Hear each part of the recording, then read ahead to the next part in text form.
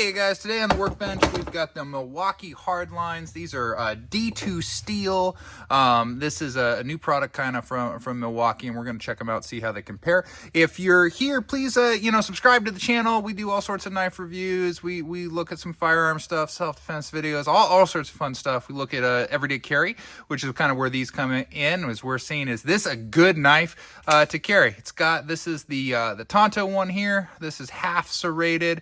It's got that point. Again, these are D2, so tool steel. So these, you can do anything with this knife. It'll keep a quality edge, and it's going to be very, very hard. You can pry with it. You can hammer this into a 2x4 if you want. These two that I have here, I actually got off of Home Depot's website as a bundle deal.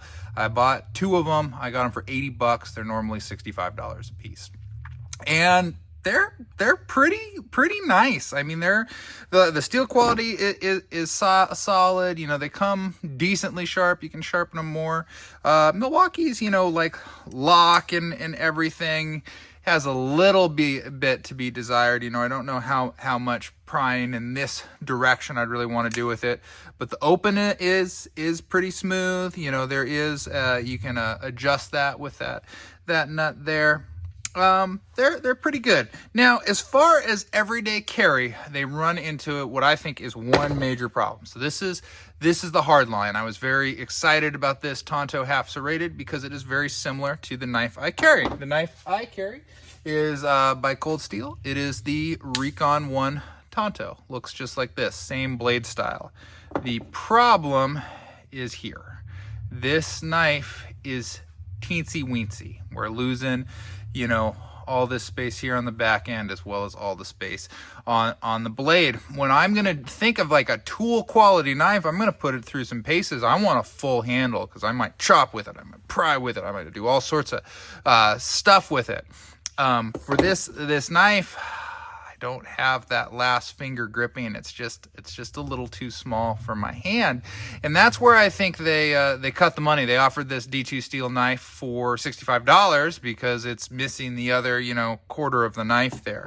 The Recon 1 Tonto is not D2. It's S35 VN steel, so it's quality steel, don't get me wrong, but it is more knife. And the thing about knives is a big knife can do everything a small knife can do. Small knife cannot do everything a big knife can do. So we missed that.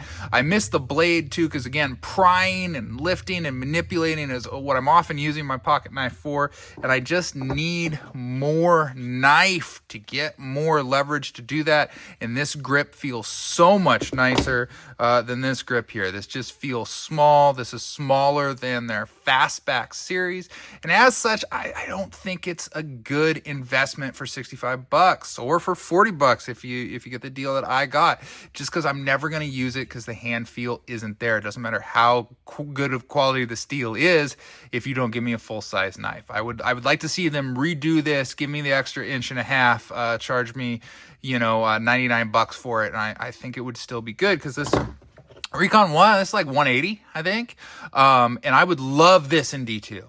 Love it in D2. These are fantastic. So the Hardline, I think it's a good entry into the market for Milwaukee, but I just don't think there's enough knife there to really justify using it.